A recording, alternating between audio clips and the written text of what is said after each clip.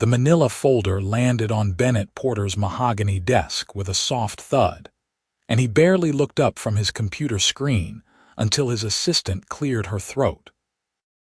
"Your mentorship assignments for this quarter," she said, her voice carrying that professional neutrality she'd perfected over 7 years of working for him. Bennett nodded absently, finishing his email before reaching for the folder. As CEO of Porter Maritime Solutions, one of the largest shipping and logistics companies on the East Coast, he'd committed to mentoring young professionals through the city's business development program. It was good PR, sure, but he actually enjoyed it. Something about shaping the next generation of leaders appealed to him in ways board meetings never could. He flipped open the folder and scanned the first page. 3 names, 3 profiles, 3 people who'd somehow ended up matched with him based on their career goals and his expertise. The first 2 names meant nothing to him, recent MBA graduates looking to break into supply chain management. But the third name made his hand freeze mid-turn. Amelia Greene. The name stared back at him from the page, and suddenly Bennett wasn't in his corner office on the 32nd floor anymore. He was standing in the farmer's market on a Saturday morning 8 months ago, the September sun warm on his shoulders, holding a bag of heirloom tomatoes he definitely didn't need because he ate most of his meals at restaurants or had them delivered. He'd been there on a whim, killing time before a business lunch, when he'd heard laughter bright and genuine in a way that made him look up from his phone. She'd been at the flower stand, negotiating with the elderly vendor over a bundle of sunflowers. Not negotiating in a harsh way, but playfully, her eyes dancing as she pointed out that one of the flowers had a drooping head. The vendor had laughed and thrown in an extra stem, and she'd thanked him with such warmth that Bennett had found himself moving closer, pretending to examine the dahlias. "They're beautiful, aren't they?" she'd said, noticing him. "I can never resist fresh flowers. Makes my apartment feel less like a shoebox and more like a home." He'd agreed, though his penthouse had never needed help feeling like anything. They'd started talking about flowers, about the market, about the best coffee vendor tucked away near the back entrance. Her name was Amelia, she'd told him. She worked in marketing for a small firm and came to the market every Saturday morning when she could. He'd introduced himself as Ben, leaving off his last name, leaving off his title, just enjoying the conversation with a beautiful woman who had no idea who he was. They'd walked through the market together for almost an hour. She'd convinced him to try fresh apple cider from a vendor she swore by, and he'd carried her bags when they got too heavy, filled with vegetables and bread and a small wheel of artisanal cheese. She'd been easy to talk to, quick-witted, observant in ways that surprised him. When she'd mentioned she was studying for some kind of professional certification, working full-time and taking night classes, he'd been impressed by her drive. At the end of their walk, near the market's main entrance where musicians played folk songs for spare change, he'd almost asked for her number. The words had been right there, forming on his tongue when her phone had rung. She'd glanced at the screen and her face had shifted into something more serious. "I have to take this," she'd said apologetically. "It was really nice meeting you, Ben."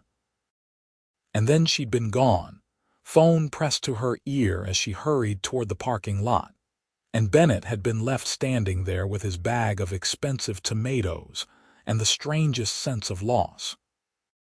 He'd gone back to the market the next 3 Saturdays, same time, scanning the crowds for her dark hair and bright smile.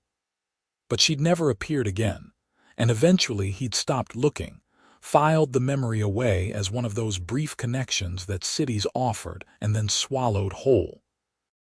Now her name was on his mentorship list, and Bennett read her profile with an intensity that would have alarmed him if he'd been paying attention to his own reaction. 27 years old, working in marketing at Thompson and Associates, recently completed her digital marketing certification, interested in learning about business development and strategic growth. The photo attached to her profile was professional, a corporate headshot where her smile was more reserved than the one he remembered, her hair pulled back instead of loose around her shoulders like it had been that morning. But it was definitely her. Those eyes were unmistakable. Bennett sat back in his chair, the leather creaking softly. What were the odds? In a city of 800,000 people, what were the actual odds that the woman he'd spent one random Saturday morning with would end up assigned to him as a mentee? His assistant had mentioned the matching algorithm took into account career goals, industry overlap, and availability schedules, but surely there was some cosmic joke being played here. He picked up his phone, then set it down, picked it up again. The program coordinator would expect him to reach out to his mentees within the week to schedule initial meetings. It was Wednesday. He had 4 days to decide how to handle this, but he already knew he wasn't going to wait that long. The problem was he didn't know if she'd remember him. Their meeting had been brief in the grand scheme of things, just an hour on a Saturday morning. She might have forgotten entirely. Or worse, she might remember and think he'd somehow engineered this, used his position to track her down, which couldn't be further from the truth, but would be impossible to prove. Bennett ran a hand through his dark hair, a habit from his 20s that he'd never quite shaken despite being 33 now and supposedly mature enough to control his tells. He should be professional about this. Email her through the program portal, set up a meeting at a neutral location like a coffee shop, treat her exactly like his other mentees. That was the right thing to do. He opened his laptop and pulled up his email, typing her name into the recipient field. The program system auto-filled her contact information. His fingers hovered over the keyboard. "Dear Amelia," he started, then deleted it. Too formal. "Hi, Amelia," he tried again. That felt too casual. He settled on just her name. "Amelia, I received your profile through the city's mentorship program, and I'd be happy to work with you this quarter. Based on your background in marketing and interest in business development, I think we'll have plenty to discuss. Would you be available to meet next week for an initial conversation? There's a coffee shop called Harlow's near the waterfront district that's usually quiet in the afternoons. Let me know what works with your schedule. Best, Bennett Porter, CEO, Porter Maritime Solutions." He read it 3 times before hitting send, then immediately regretted the signature. Too formal. Not formal enough. Would she recognize his name and make the connection, or had he really been that forgettable as Ben without the corporate title? The response came faster than he expected, arriving in his inbox the next morning while he was reviewing quarterly reports. His heart, and when had his heart started reacting to email notifications, jumped slightly as he clicked it open. "Mr. Porter, thank you for reaching out. I'm honored to be matched with you for the mentorship program. I've followed Porter Maritime Solutions' growth over the past few years, and I'd love to learn from your experience. I'm available Tuesday afternoon after 3 or Wednesday morning before 10. Harlow's sounds perfect. I actually live near the waterfront, so that's convenient. Looking forward to meeting you. Best regards, Amelia Greene." Professional. Polite. Absolutely no indication that she remembered him at all. Bennett read the email twice more, looking for any hint of recognition in her words, but found nothing. She'd followed his company's growth, so she knew who he was now, but apparently didn't connect the CEO of a major shipping corporation with the guy in jeans and a t-shirt who'd walked through a farmer's market with her last September. He typed back quickly, suggesting Tuesday at 3, and tried not to think about why his pulse had picked up at the prospect of seeing her again. The next 6 days crawled by with unusual slowness. Bennett sat through board meetings and conference calls, reviewed contracts and approved expansions, had dinner with a potential investor and drinks with his younger brother Marcus, all while part of his mind stayed fixed on Tuesday afternoon. He found himself paying more attention to what he wore to work that day, the charcoal suit instead of the navy. The blue tie that his assistant had once mentioned brought out his eyes, though he'd never cared about such things before. "You seem distracted," Marcus said on Monday night when they met for their usual basketball game at the gym. Marcus worked as an architect and had the kind of creative career that Bennett sometimes envied, though he'd never admit it out loud. "Big week," Bennett said, driving past his brother for an easy layup. "New projects ramping up." "Right." Marcus didn't sound convinced, but he let it drop, focusing on the game instead. Tuesday arrived with overcast skies that threatened rain but never delivered. Bennett left the office at 2:30, telling his assistant he had an external meeting and would be back by 5. Harlow's Coffee occupied the ground floor of a converted warehouse, all exposed brick and high ceilings, with mismatched furniture that somehow worked together. He arrived 15 minutes too early. He realized immediately, because now he had to sit there and try to look casual while checking the door every 30 seconds. He ordered a black coffee he didn't particularly want and claimed a table near the back corner, far enough from the espresso machine's noise to have a conversation.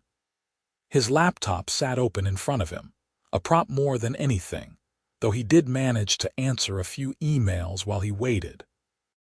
At 2:58, the door opened and Amelia walked in. She looked different than the mental image he'd been carrying for 8 months, but also exactly the same in ways that mattered. She wore dark jeans and a cream-colored sweater, professional but not overly formal, her dark hair falling in loose waves past her shoulders. She scanned the coffee shop with the same observant expression he remembered, and when her eyes landed on him, he watched for any flicker of recognition. Nothing. She smiled politely and headed toward his table, stopping to order something at the counter first. Bennett stood as she approached, offering his hand. "Mr. Porter," she asked, her voice warm but professional. "I'm Amelia Greene. It's so nice to meet you." Her hand was soft in his, her grip firm. Up close, he could see faint freckles across her nose that her makeup didn't quite hide, and the gold flecks in her brown eyes that he'd noticed that first day. 8 months, and she genuinely didn't recognize him. Something between disappointment and relief settled in his chest. "Please call me Bennett," he said, gesturing to the seat across from him. "Thanks for meeting me. Can I get your coffee?" "Already ordered," she said, settling into her chair and pulling out a leather notebook that looked well used. "I hope you don't mind that I came prepared.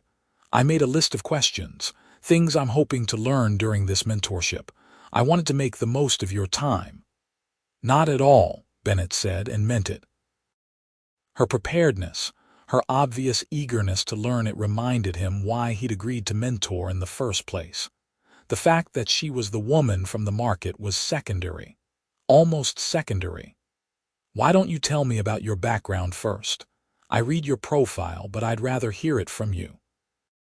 She launched into her story with the same animated energy he remembered from their market conversation. She'd graduated from State University 5 years ago with a degree in communications, landed at Thompson and Associates as a junior marketing coordinator, and had been steadily working her way up while taking night classes and certifications. She loved the creative side of marketing, the storytelling, the strategy, but wanted to understand the bigger business picture, the financial and operational decisions that turned good campaigns into company growth. "I feel like I've hit a ceiling," she admitted, wrapping her hands around the coffee mug the barista delivered mid-conversation.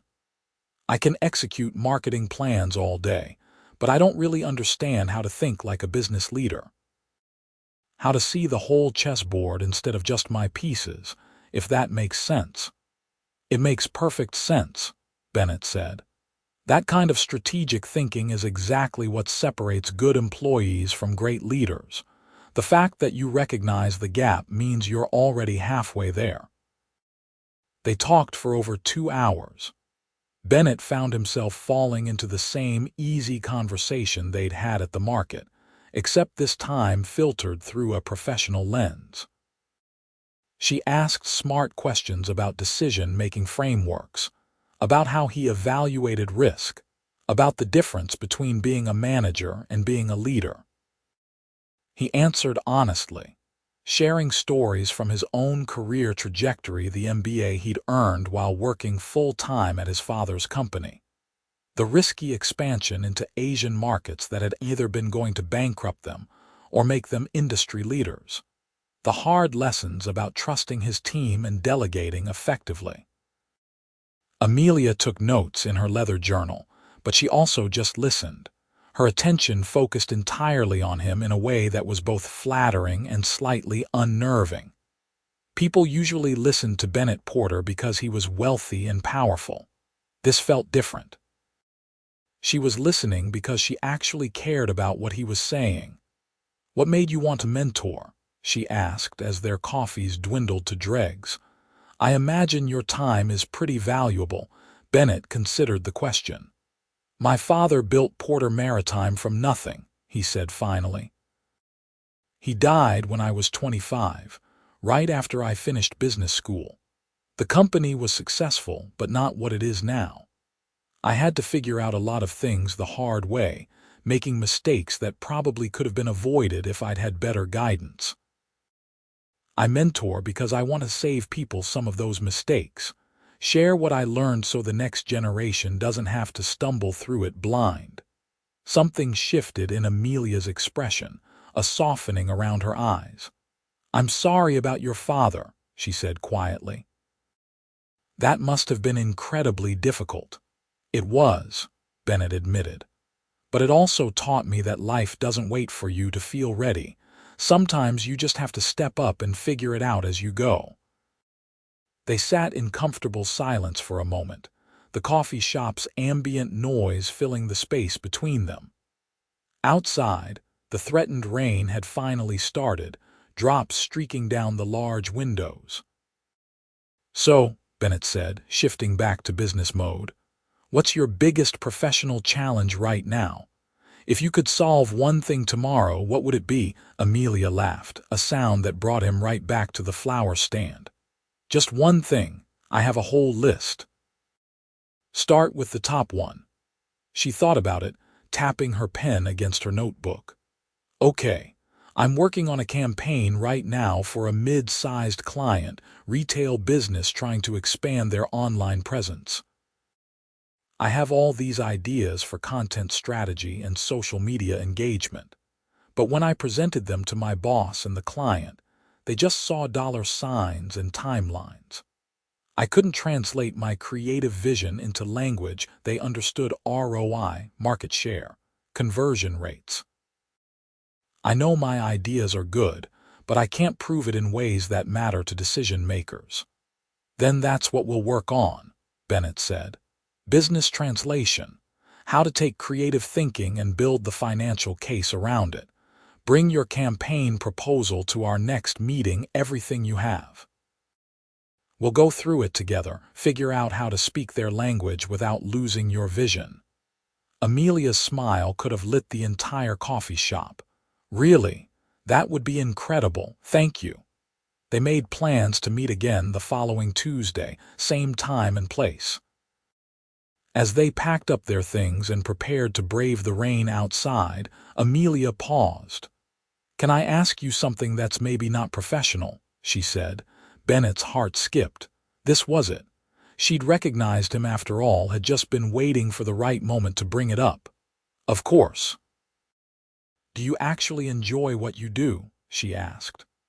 Running a company that size, dealing with all that pressure and responsibility, is it fulfilling, or is it just what you're supposed to do, not what he'd expected? Bennett took a moment to answer honestly. Both, he said. There are days when I love it, when everything clicks, and I can see the impact we're making, jobs we're creating, supply chains we're improving, innovations we're bringing to the industry. And there are days when it feels like I'm drowning in other people's expectations, living a life someone else designed. The key is making sure the first kind of day outnumbers the second. Amelia nodded thoughtfully. That's what I'm hoping to figure out. Whether I can build a career that feels like mine, not just a path I'm following because it's there. You will, Bennett said with certainty. You're already asking the right questions. They said their goodbyes at the door, and Bennett watched her hurry through the rain to her car, a practical Honda that had definitely seen better days. He waited until she'd driven off before heading to his own car, a BMW he suddenly felt slightly self-conscious about. The drive back to his office gave him time to think. She hadn't recognized him. After 2 hours of conversation, sitting 3 feet apart, looking right at him, nothing. Which meant either their original meeting had meant nothing to her, or he'd changed enough in 8 months that she simply couldn't make the connection between casual Saturday Ben and CEO Bennett Porter in a tailored suit. He wasn't sure which option bothered him more. Over the next 3 weeks, Tuesday afternoons became the highlight of Bennett's week, which was ridiculous for a man who closed multi-million-dollar deals and negotiated with international partners. But there it was. He found himself looking forward to those 2 hours at Harlow's with an anticipation that had nothing to do with professional obligation and everything to do with Amelia herself. They worked on her campaign proposal, building out the financial justifications for her creative ideas. Bennett taught her how to create projection models, how to research comparable market strategies, how to present data in ways that told a compelling story. She was a quick study, absorbing information and asking follow-up questions that showed she was really thinking, not just memorizing. But they also talked about other things. Their conversations drifted naturally from business to life, books they were reading, restaurants they'd tried, the challenges of maintaining work-life balance in demanding careers. Bennett learned that Amelia had grown up in a small town 3 hours north, the oldest of 3 sisters, and had come to the city for college and never left. She loved urban hiking, trying new coffee shops, and cooking elaborate meals that never quite turned out like the recipes promised. She'd been single for the past year after a relationship that had ended amicably but definitively, and she seemed content with that status. "I'm focusing on myself right now," she'd said during their 4th meeting. "My career, my goals, figuring out who I want to be. Romance can wait." Bennett had nodded and tried not to analyze why that statement had disappointed him. He didn't talk much about his own personal life, deflecting questions with practiced ease. His last serious relationship had ended almost 2 years ago, a mutual agreement that their lives were heading in different directions. Since then, there had been dates here and there, setups from well-meaning friends, nothing that stuck. Nothing that made him want to rearrange his schedule or share his space or think about the future in terms of we instead of I. Until now, apparently. Because he was definitely rearranging his schedule for these Tuesday meetings. Protecting that time slot like it was a critical board meeting. Finding excuses to make them longer when 3 o'clock turned to 5, and the coffee shop started setting up for the dinner crowd. "You're different lately," his assistant mentioned one morning in late November. "Happier, maybe? Less stressed." Bennett had brushed it off as the company having a good quarter, but she wasn't wrong. He was happier. The realization was both wonderful and terrifying. The breakthrough moment came during their sixth meeting, right before Thanksgiving. Amelia had presented her revised campaign proposal to her boss and the client the week before, armed with all the financial projections and market analysis they'd built together. She came into Harlow's practically glowing. "They approved it," she announced before she'd even sat down. "Full budget, 6-month timeline, everything I asked for. My boss pulled me aside after and said it was the most comprehensive proposal he'd seen from anyone at my level. Bennett, I couldn't have done it without you." Pride swelled in Bennett's chest, the kind that came from watching someone succeed because of guidance you'd provided. But underneath that was something else, something warmer and more personal. "You did this," he said firmly. "I just helped you see what was already there. The ideas, the strategy, the potential, that's all you, Amelia." She was still beaming as she settled into her usual chair. "I brought you something," she said, pulling a small wrapped package from her bag. "As a thank you. I know it's not exactly professional, but I couldn't help myself." Bennett unwrapped it carefully, aware that whatever this was, it mattered. Inside was a book, a first edition of The Innovator's Dilemma by Clayton Christensen, the cover worn but intact, the pages yellowed with age. "I remembered you mentioned it during our second meeting," Amelia said, watching his reaction. "How it changed the way you thought about business strategy. I found this at an estate sale last weekend." "I know you probably already have a copy, but I thought—" "I don't," Bennett interrupted, running his fingers over the embossed title. "I've always meant to buy the first edition but never got around to it. This is Amelia. This is really thoughtful, thank you." Their eyes met across the table, and for a moment the air felt different, charged with something unspoken. Bennett saw the moment Amelia realized it too, watched her cheeks flush slightly as she looked away, tucking her hair behind her ear. "Anyway," she said, her voice a little higher than normal, "I wanted to talk to you about something.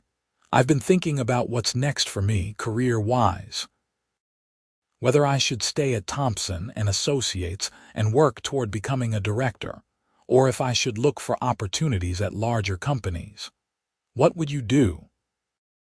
They spent the next hour discussing career trajectories and risk assessment, but Bennett found himself distracted by the way the afternoon light caught in Amelia's hair, by the animated gestures she made when she got excited about an idea, by the laugh lines that appeared at the corners of her eyes. This was becoming a problem. She was his mentee. There were professional boundaries, ethical considerations, power dynamics to worry about. He couldn't just— "Are you okay?" Amelia asked, interrupting his spiral. "You seem somewhere else." "Sorry," Bennett said, forcing himself to focus. "Just thinking about what you said, about what's next." After she left that day, Bennett sat in his car in the parking lot for 15 minutes, the book she'd given him on the passenger seat, trying to figure out what he was doing. This had started as a mentorship opportunity, a chance to give back and maybe, secretly, to reconnect with a woman who'd stuck in his memory longer than made sense. Now it was becoming something else entirely, and he had no idea how to handle it. The responsible thing would be to maintain strict professional boundaries, focus on her career development, and ignore the growing attraction that made his pulse quicken every Tuesday afternoon. The selfish thing would be to tell her how he felt, risk making her uncomfortable, potentially ruin what was clearly a valuable professional relationship for her.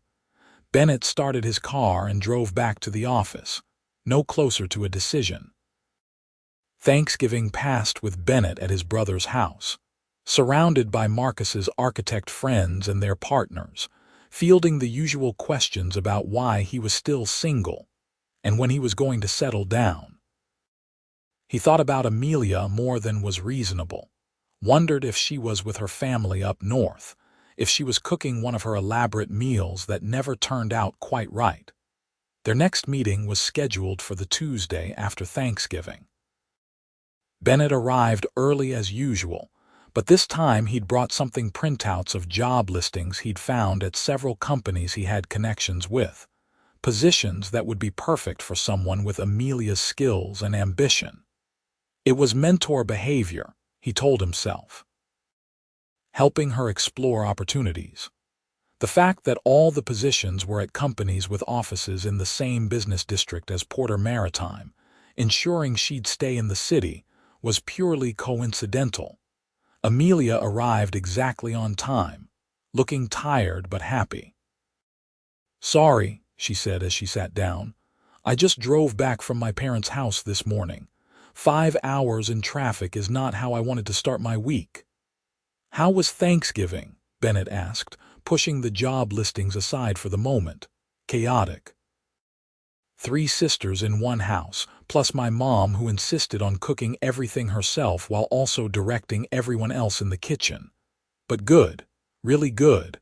I forget sometimes how much I miss them until I'm there." She paused, studying him. "What about you? Big family gathering?" "Just my brother and his friends. My mother lives in Arizona now, remarried a few years ago. We're not particularly close." Something in his tone must have given away more than he intended because Amelia's expression softened. "That must be hard, especially around holidays." "It is what it is," Bennett said, deflecting as always. "Speaking of family, though, I wanted to ask you something. My company is hosting a holiday party in 2 weeks, pretty standard corporate event, but we're encouraging everyone to bring a guest. I thought you might find it interesting from a networking perspective. Lots of business leaders, marketing executives, potential contacts. No pressure, but if you're interested," he was rambling, he realized. Bennett Porter, who negotiated with Fortune 500 CEOs without breaking a sweat, was rambling about a holiday party invitation. "I'd love to," Amelia said, rescuing him from himself. "That sounds amazing, actually. I've been wanting to expand my professional network outside of Thompson and Associates." "Great," Bennett said, relief flooding through him. "It's black tie, unfortunately. Company tradition. I'll send you the details." They moved on to their usual discussion topics. Amelia had questions about organizational leadership and managing teams, but Bennett's mind kept circling back to the party invitation. It wasn't a date. It was networking, professional development, exactly the kind of opportunity a mentor should provide. The fact that he was already imagining what she'd look like in an evening gown was irrelevant. After Amelia left, Bennett sat with his cold coffee and forced himself to be honest. He was falling for her. Had probably been falling for her since that first Saturday morning at the farmer's market, and these past 2 months had only deepened something that had started as simple attraction. She was smart and driven, yes, but also kind and curious and funny in ways that caught him off guard. She listened when he talked, really listened, and challenged him when she disagreed, and made him think about his own life and choices in ways he'd been avoiding for years. But she still didn't know about the market. She had no idea they'd met before, that their connection predated this mentorship by 8 months. And the longer he waited to tell her, the worse it would be when it inevitably came out. Because it would come out. These things always did. Bennett pulled out his phone and started typing a text, then stopped. This wasn't a conversation for text messages. He'd tell her at the party, he decided. In person, when they had time to talk about it properly. He'd explain the coincidence, how he'd recognized her name, how he'd been just as surprised as she'd be. It would be fine. Probably. The 2 weeks until the holiday party crawled and raced simultaneously. Bennett threw himself into year-end business, closing deals and finalizing budgets, but his mind stayed partly on that future conversation. On Tuesday, they met as usual at Harlow's, and Amelia talked about a new project at work, a promotion possibility that had her excited and terrified. Bennett advised and encouraged, all while thinking about the dress she might wear to the party, about whether she'd agree to dance with him if he asked. The night of the party arrived cold and clear, December settling over the city with frost-sharp air and early darkness. Porter Maritime's holiday party took place at the Harbor Club, a venue on the 45th floor with panoramic views of the waterfront and the city lights stretching beyond. Bennett arrived early to greet board members and key clients, playing host in his tuxedo and trying not to watch the door every 30 seconds. When Amelia appeared at 8 o'clock, Bennett forgot how to breathe for a moment. She wore a dark green dress that hugged her figure before flaring slightly at the knees, her hair swept up to show the elegant line of her neck. She looked uncertain as she handed her coat to the check attendant, scanning the crowded room with wide eyes, and Bennett was moving toward her before he consciously decided to. "You made it," he said, and she turned to him with visible relief. "This place is incredible," Amelia said, taking in the floor-to-ceiling windows and the glittering crowd. "I feel like I walked into a movie." "You look beautiful," Bennett said, the words out before he could stop them. Amelia blushed, her cheeks pinking in a way that made his heart do complicated things. "Thank you. You clean up pretty well yourself." He offered his arm, trying to ignore how natural it felt when she took it. "Come on, I'll introduce you around." Fair warning, most of these people are going to try to impress you with their job titles and accomplishments. Feel free to make an excuse and escape whenever you need to. The next 2 hours were a study in torture for Bennett. He introduced Amelia to executives and investors, watched her charm them with her intelligence and genuine interest, felt an absurd sense of pride when his VP of marketing got into an animated discussion with her about digital strategy trends. She fit into his world seamlessly, which shouldn't have surprised him but somehow did.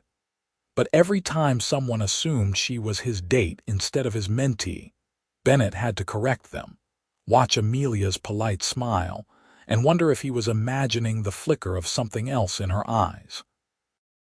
Disappointment, interest, or just professional embarrassment at the assumption around 10 o'clock, the DJ shifted from background jazz to something more danceable, and couples started moving toward the designated dance floor. Bennett had been cornered by a potential investor, nodding along to a pitch he'd already heard twice before, when he caught sight of Amelia at the bar.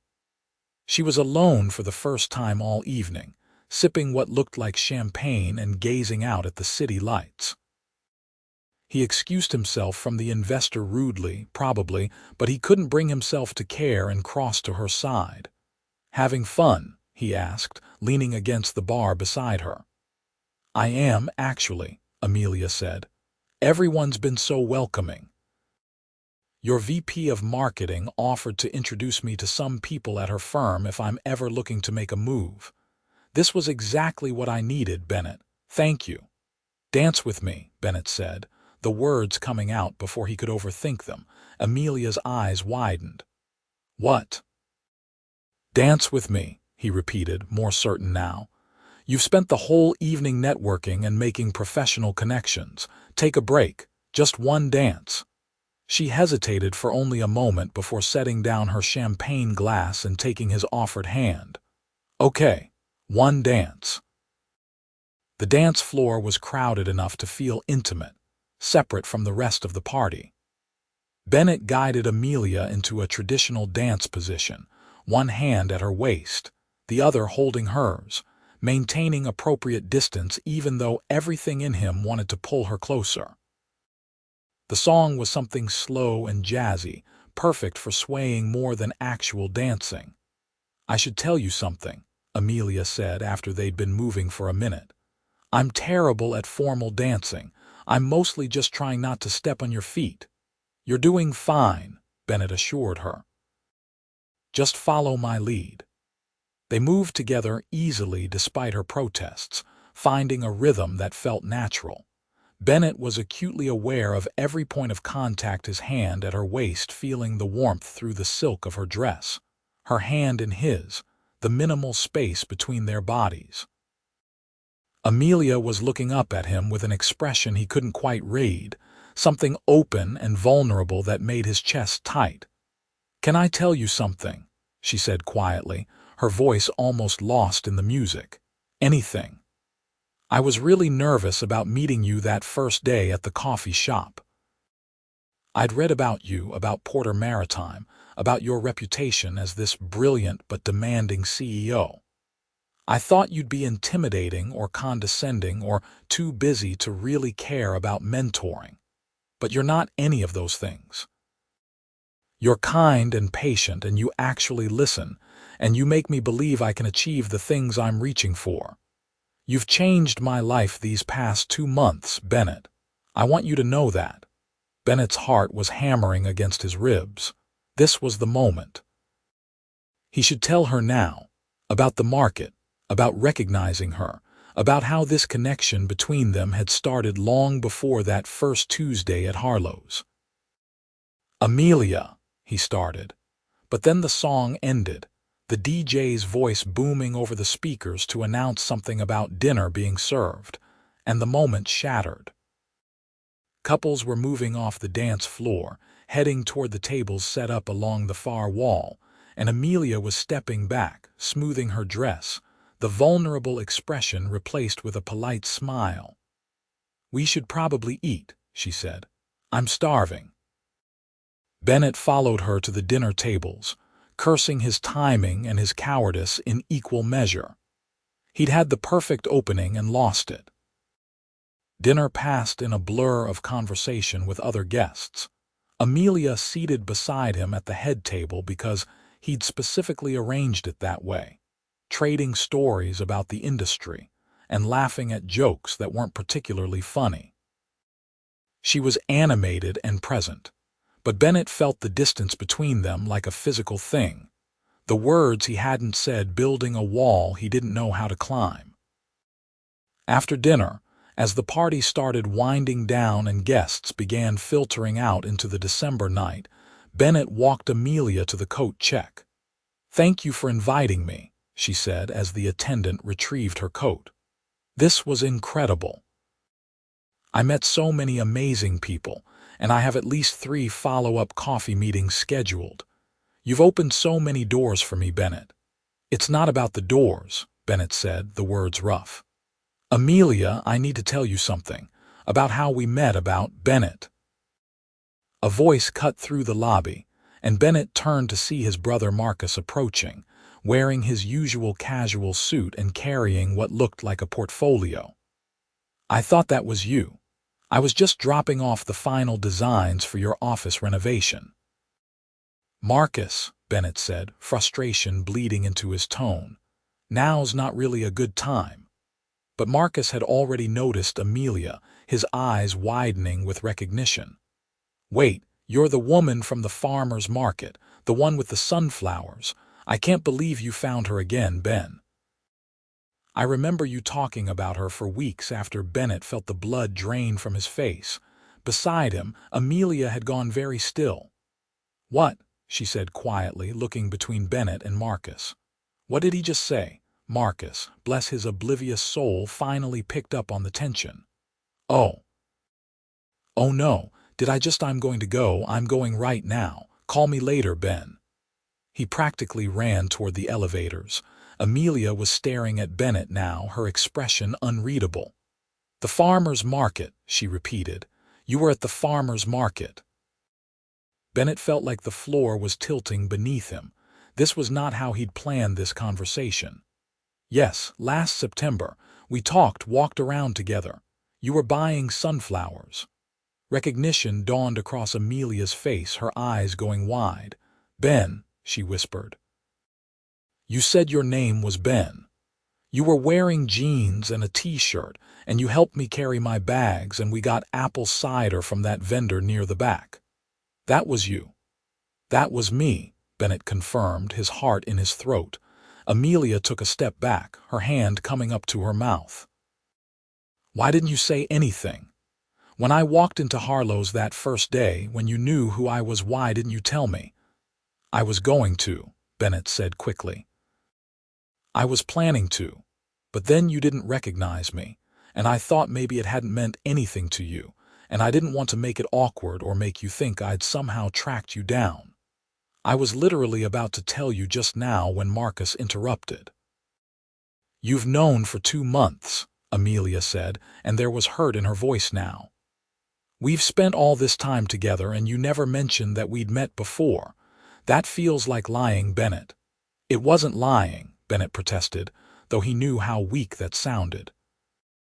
"It was just I didn't know how to bring it up, and the longer I waited, the harder it got." Amelia shook her head, wrapping her coat around herself like armor. "I need to go. I need to think about this." "Amelia, please, thank you for tonight," she said formally, professionally, all the warmth gone from her voice. "I'll see you at our next meeting. Tuesday, right? Wait, can we talk about this?" Bennett reached for her arm, then thought better of it, letting his hand fall. "Please, just let me explain properly." But Amelia was already moving toward the elevator, her heels clicking on the marble floor, and Bennett could only watch her go, his brother's poorly timed revelation echoing in his head. He'd wanted to tell her on his terms, in his way, with time to explain why he'd kept it secret. Instead, she'd found out by accident from someone else in the worst possible way. He pulled out his phone and typed a text, "I'm sorry. Please let me explain," but didn't send it. What could a text message accomplish that his words hadn't just failed to do in person? The drive home to his penthouse was miserable.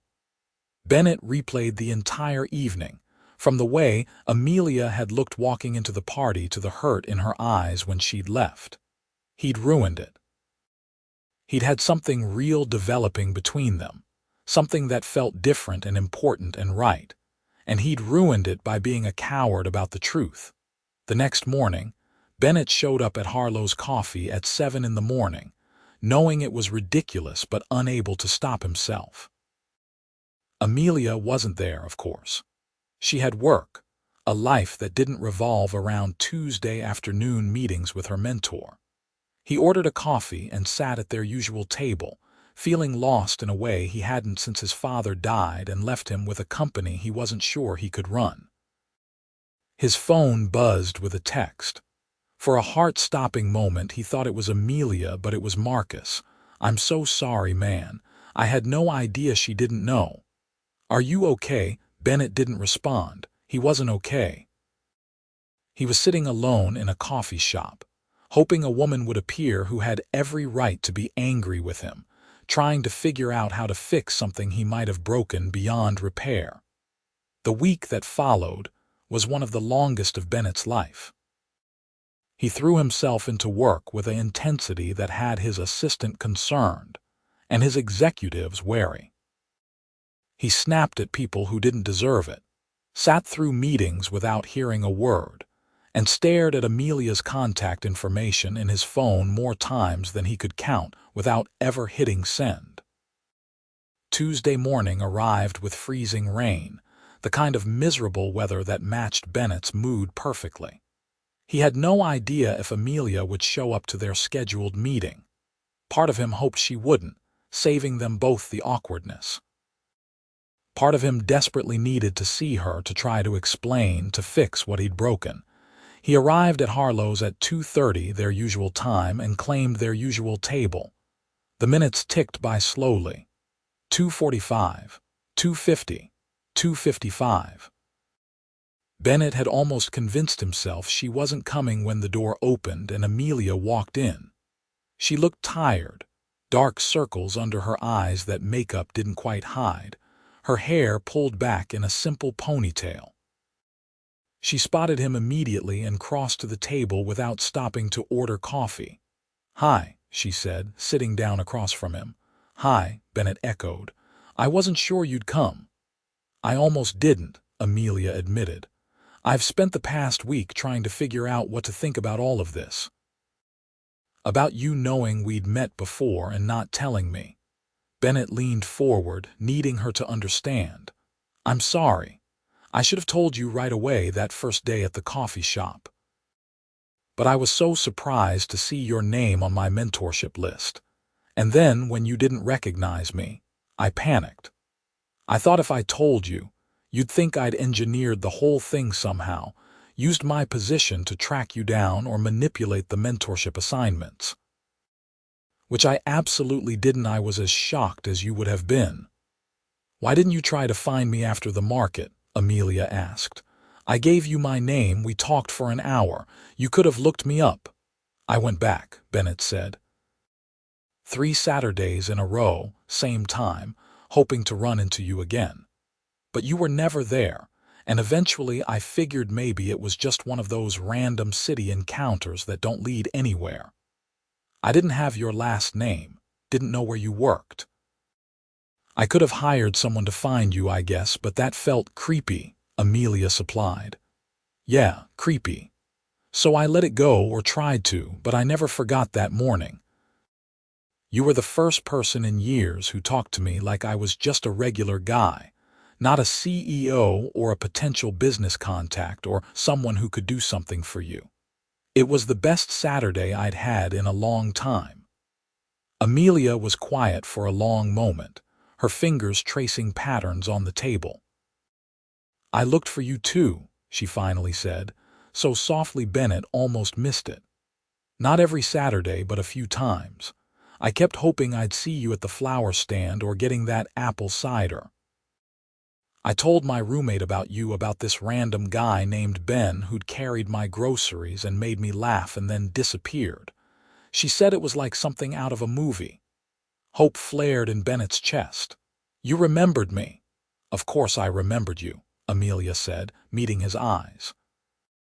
That's what made this whole thing so confusing. When I walked into Harlow's that first day and saw you sitting there, Bennett Porter, CEO, in your expensive suit at our mentorship meeting, I never connected you with the guy from the market. You looked so different. You acted different. More formal, more controlled. It wasn't until your brother said something that I could even see the resemblance. But once I did, she broke off, shaking her head. Once you did, Bennett prompted gently. Once I did, everything made sense, Amelia finished. The way you seemed familiar somehow. The way our conversations always felt easy, like we'd known each other longer than 2 months. The way you looked at me sometimes, like you were seeing something I couldn't. It all suddenly fit together, but I felt like an idiot for not figuring it out sooner. And I felt betrayed that you'd known the whole time and never said anything. I'm sorry, Bennett said again. I should have told you. I wanted to tell you. Every Tuesday I'd plan how to bring it up, and then I'd chicken out because things were going so well and I didn't want to ruin it. Which is exactly what happened anyway, just in the worst way possible. Amelia sighed, some of the tension leaving her shoulders. I'm not mad anymore. I was at first really mad, but I've had a week to think about it, and I understand why you did what you did. It doesn't make it right, but I understand. Can we start over? Bennett asked, hope and desperation tangled in his chest. Not pretend like the market and the mentorship didn't happen, but start fresh from here with everything out in the open. I don't think we can go back to how things were, Amelia said slowly. The mentorship, the professional boundaries, that all feels complicated now, but maybe that's okay. Maybe we can figure out something new. Bennett's heart was hammering. What does that mean? Amelia took a deep breath. It means I think you should ask me out. Actually ask me out, not as a mentor or a networking opportunity, but as a date. Because I've been half in love with you since that morning at the farmer's market, and these past 2 months have only made it worse. And I hope you feel the same way. The coffee shop seemed to fall away. The other customers and the noise and everything that wasn't Amelia sitting across from him with her heart in her eyes, waiting for his answer. Amelia Greene, Bennett said, his voice steady despite the way his hands were shaking. Would you have dinner with me? Not as your mentor, not for professional development, but because I've been falling for you since you negotiated over sunflowers 8 months ago, and I don't want to spend another day pretending this is just a business relationship. Her smile could have powered the entire city. Yes, she said. I'd love to have dinner with you. The relief that flooded through Bennett was almost overwhelming. He reached across the table and Amelia met him halfway, their hands linking in the middle like an anchor point. When? She asked, laughter in her voice. Right now, Bennett said. I know a place. They left Harlow's together, not for the last time but certainly differently than all the times before. Bennett took her to a small Italian restaurant in the North End, the kind of place he never went because it was too casual for business dinners and too intimate for casual dates. But it was perfect for them. They sat at a corner table with red and white checkered tablecloths and candles in wine bottles, and they talked for hours. This time, there were no professional boundaries to hide behind. Amelia told him about her family, about growing up as the oldest sister and always feeling like she had to be the responsible one, about her dreams that went beyond marketing campaigns and corporate ladders. Bennett told her about the pressure of living up to his father's legacy, about the loneliness that came with being at the top, about how that morning at the farmer's market had been the first time in years he'd felt like himself instead of a title. I almost asked for your number that day, Bennett admitted over tiramisu they were sharing. Right before your phone rang, I had the whole thing planned out in my head. I would have said yes, Amelia said. I was hoping you would ask. When I had to leave for that phone call, it was my sister, having a crisis about her boyfriend. I kept looking back, hoping you'd still be there. But you were gone. Different timeline, Bennett said, squeezing her hand across the table. Same destination. They stayed at the restaurant until the staff started pointedly clearing tables around them. Outside, the December night was cold and clear, stars visible despite the city lights. Bennett walked Amelia to her car, neither of them ready for the evening to end but both having work in the morning. So what happens now? Amelia asked, leaning against her Honda. With the mentorship program with us? I'll talk to the program coordinator tomorrow, Bennett said. Explain the situation, request that you be reassigned to a different mentor. Not because you don't deserve the mentorship, but because I can't be objective anymore. I can't sit across from you at a coffee shop and pretend I'm just interested in your professional development when I'm thinking about kissing you the entire time. Amelia's breath caught. You're thinking about kissing me, constantly, Bennett admitted. It's becoming a problem. That doesn't sound like a problem to me, Amelia said, her voice soft. And then she was reaching up and he was leaning down and they were kissing in the parking lot of an Italian restaurant like teenagers instead of professionals in their late 20s and early 30s. The kiss was everything sweet and tentative and full of promise. 8 months of waiting and wondering distilled into a perfect moment. When they pulled apart, both slightly breathless, Amelia was smiling up at him with such joy that Bennett felt it in his bones. I should go, she said, making no move to leave. You should, Bennett agreed, not letting go of her. They stood there for another 10 minutes, stealing kisses and making promises, before Amelia finally drove away with plans to see each other again on Friday. Bennett watched her taillights disappear into traffic, then drove home with a stupid grin he couldn't have wiped off his face if he'd tried. The next morning, he called the mentorship program coordinator and explained the situation as diplomatically as possible.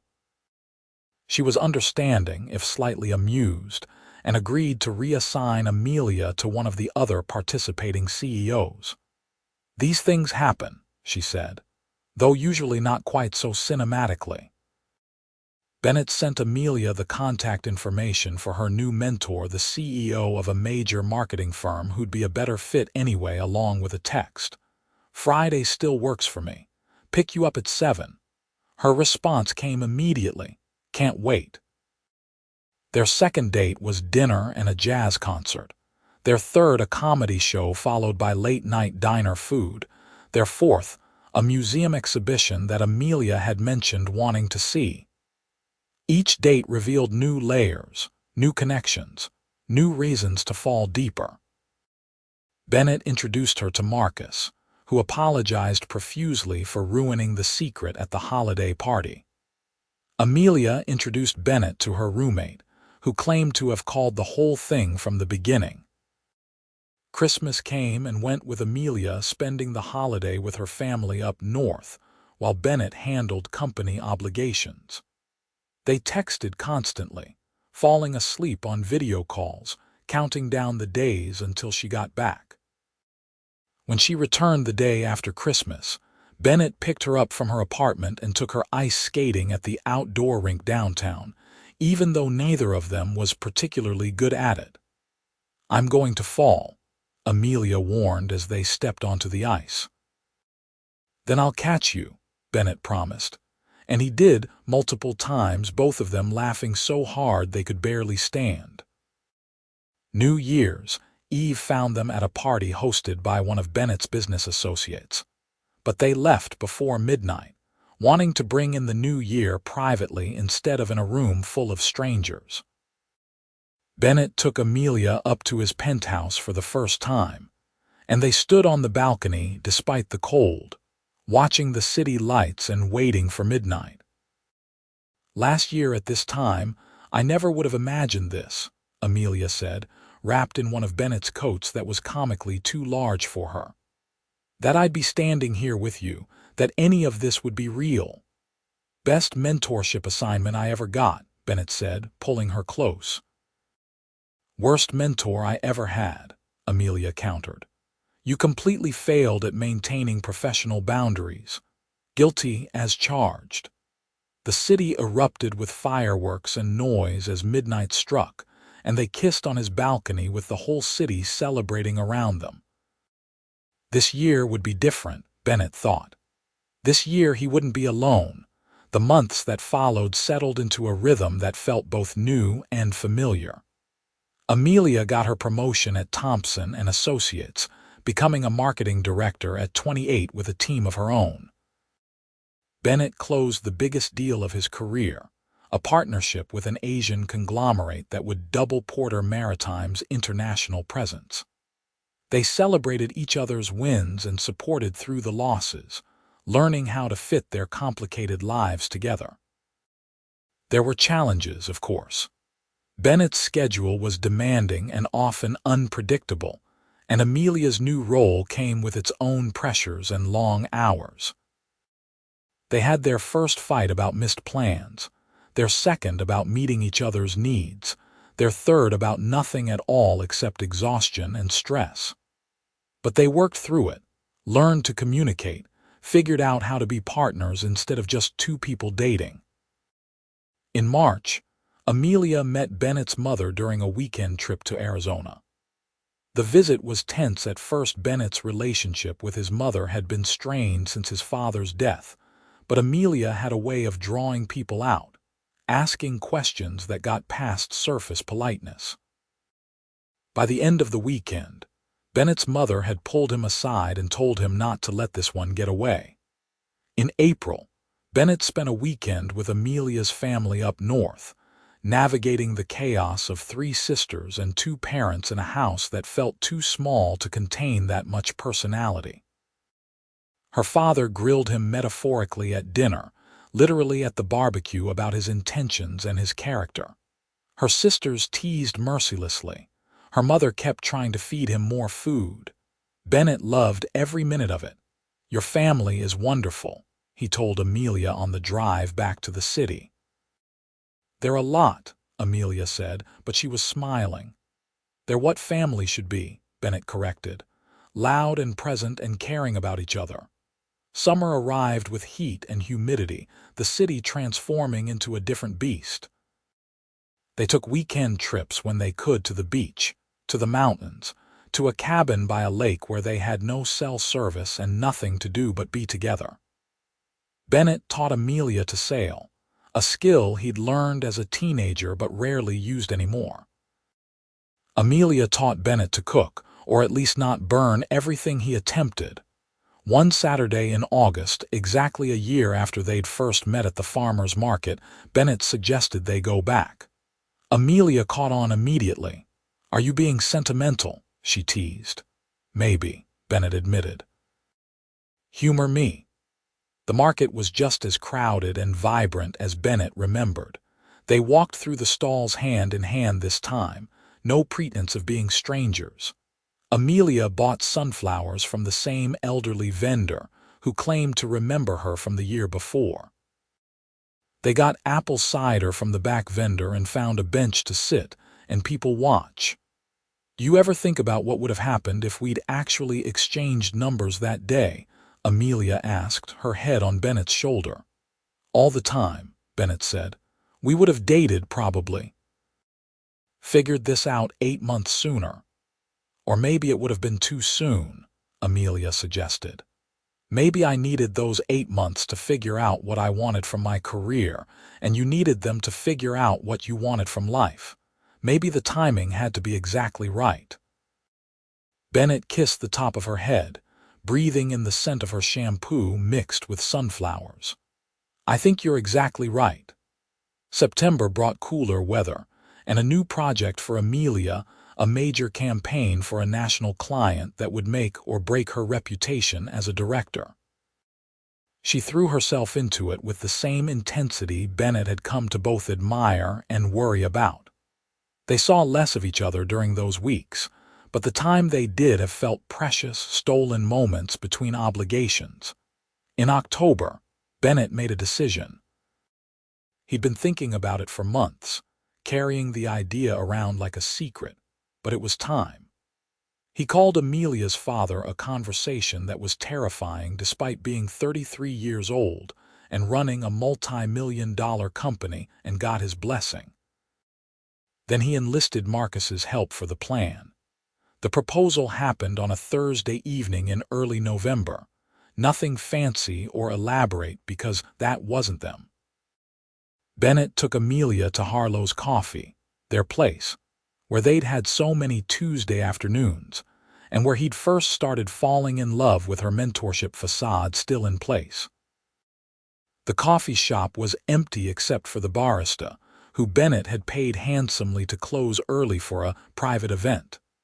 "What's going on?" Amelia asked as they walked in to find candles on their usual table and soft music playing. "I needed to bring you somewhere important," Bennett said, leading her to the table. "Somewhere that means something to us." "Bennett, what is this?"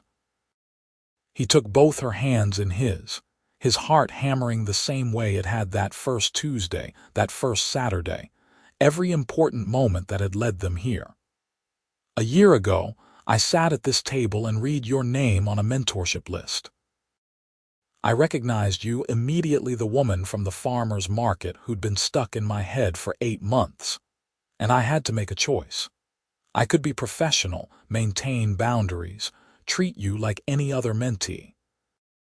Or I could take a chance on something that felt significant even when I didn't understand it yet." "You took the chance," Amelia said, her voice already thick with emotion. "I took the chance," Bennett confirmed. "And every day since then has been better than the last. You've made me laugh and challenged me and supported me and loved me in ways I didn't know I needed. You've made my life fuller and richer and more meaningful. And I know we still have so much to figure out: where we'll live, how we'll balance our careers, what we want our future to look like. But I want to figure it all out with you." He got down on one knee, pulling the ring box from his pocket. Amelia's hands flew to her mouth, tears already streaming down her face. "Amelia Greene," Bennett said, opening the box to reveal the ring he'd spent weeks choosing, a sapphire surrounded by diamonds, unique and beautiful like her. "Will you marry me?" "Yes," Amelia sobbed, pulling him up and kissing him before he could even get the ring on her finger. "Yes, yes, of course yes." They stood there in their coffee shop, holding each other and crying and laughing, the ring eventually making it onto Amelia's finger where it caught the candlelight and sparkled. The barista, watching from behind the counter, started clapping and they broke apart laughing. "I love you," Bennett said, wiping tears from Amelia's cheeks. "I've loved you since you negotiated over sunflowers." "I love you too," Amelia said. "My terrible mentor who couldn't maintain professional boundaries." "Best failure of my career," Bennett said, and kissed her again. They told their families that night, fielding excited screams from Amelia's sisters and congratulations from Bennett's brother. They told friends and colleagues in the days that followed, starting to plan a wedding for the following summer. Amelia insisted on keeping working, on maintaining her own career and identity, and Bennett supported that completely. They looked at houses in the suburbs that would be big enough for the future they were planning, kids someday. Maybe 2 or 3. A dog, definitely. A life they'd build together. The engagement period flew by in a blur of cake tastings and venue visits and guest list negotiations. They decided on a small wedding, just close friends and family, at a vineyard an hour outside the city. Amelia's sisters were her bridesmaids. Marcus was Bennett's best man, and everything came together with surprising ease.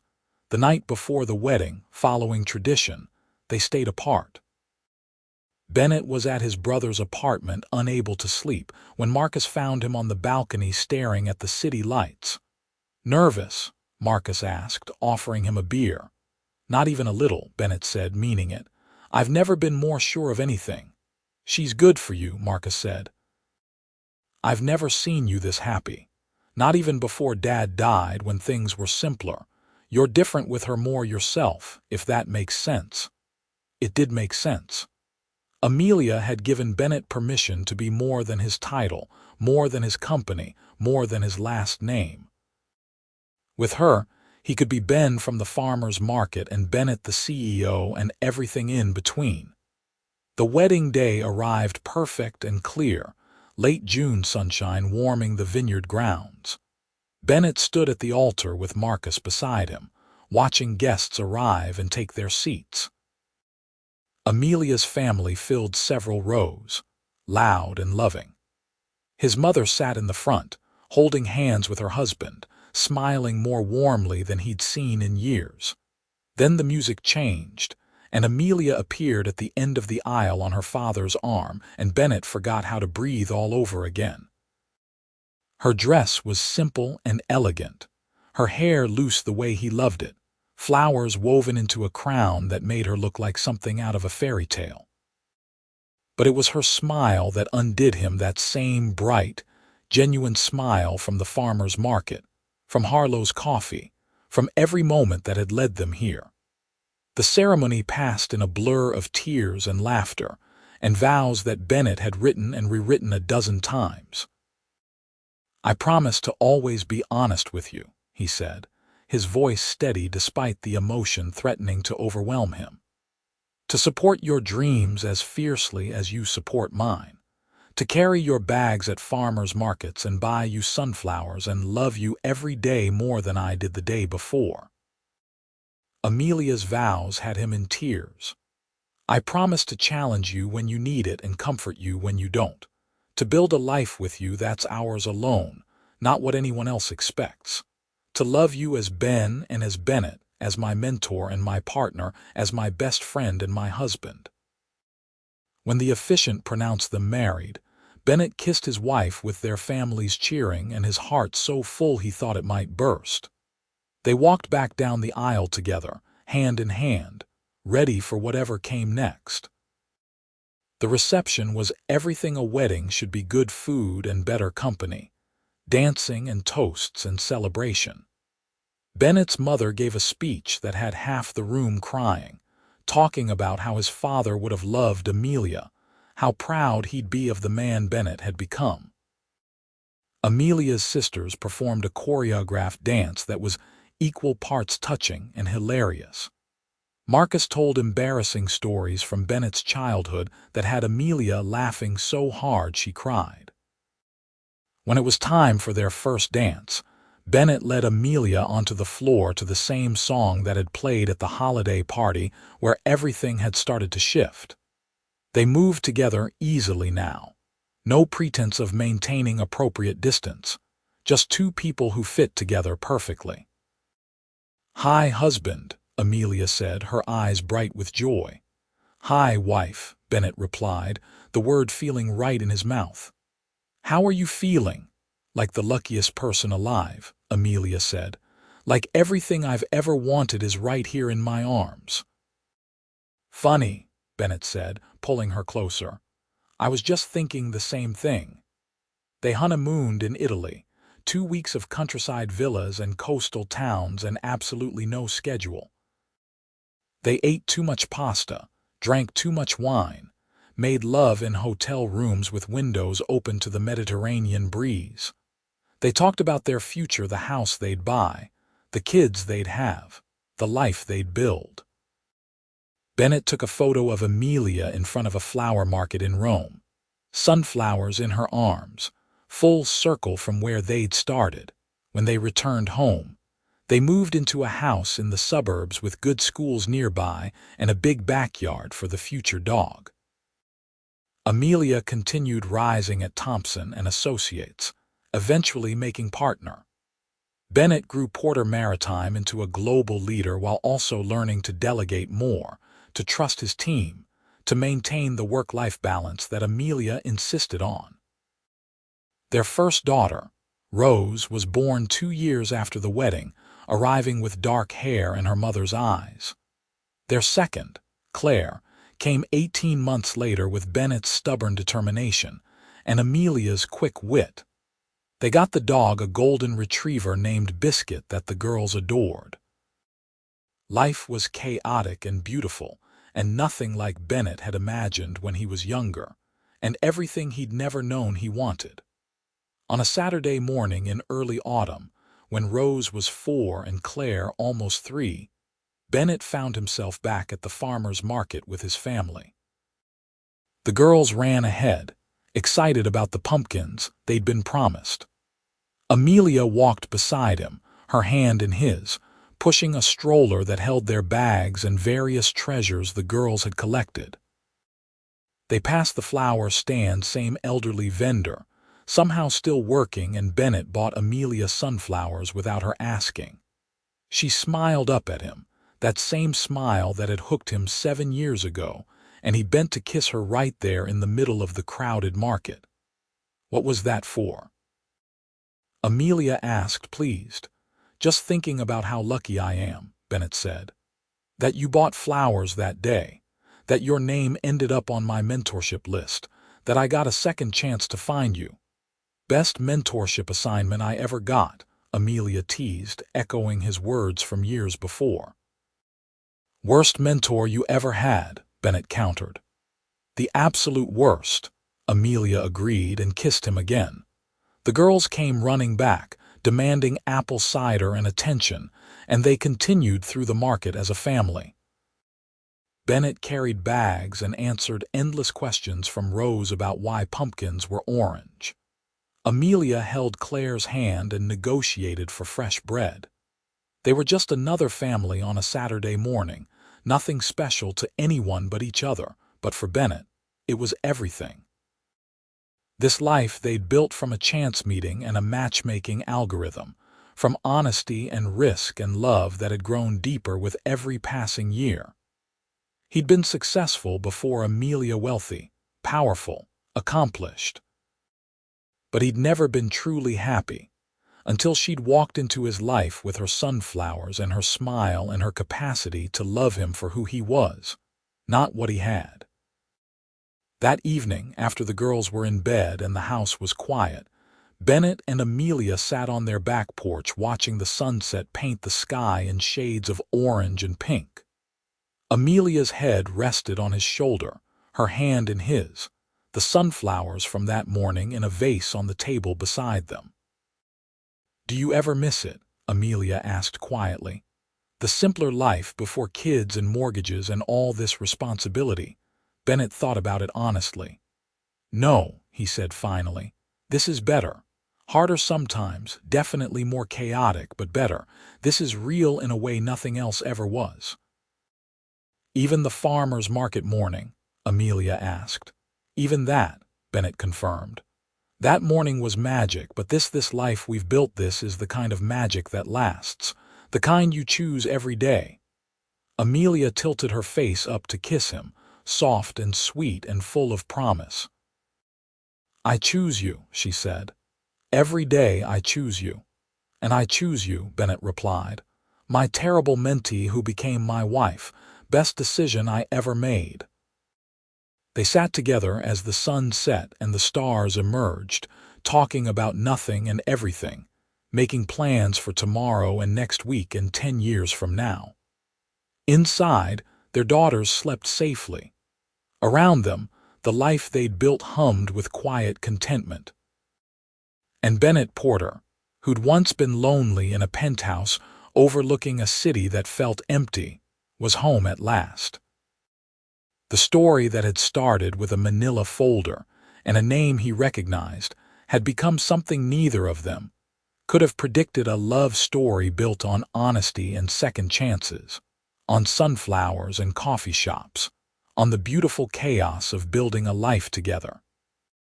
And every morning when Bennett woke up next to Amelia, every evening when they gathered their family around the dinner table, every ordinary moment that made up their extraordinary life, he was grateful for the day he'd found her name on his mentorship list and recognized the woman who would change everything. Because sometimes the best love stories aren't the ones that start with fireworks and grand gestures. Sometimes they start with a random Saturday at a market, a coincidental mentorship assignment, and two people brave enough to take a chance on each other. Sometimes they start with sunflowers and end with forever. And for Bennett and Amelia Porter, that was exactly perfect.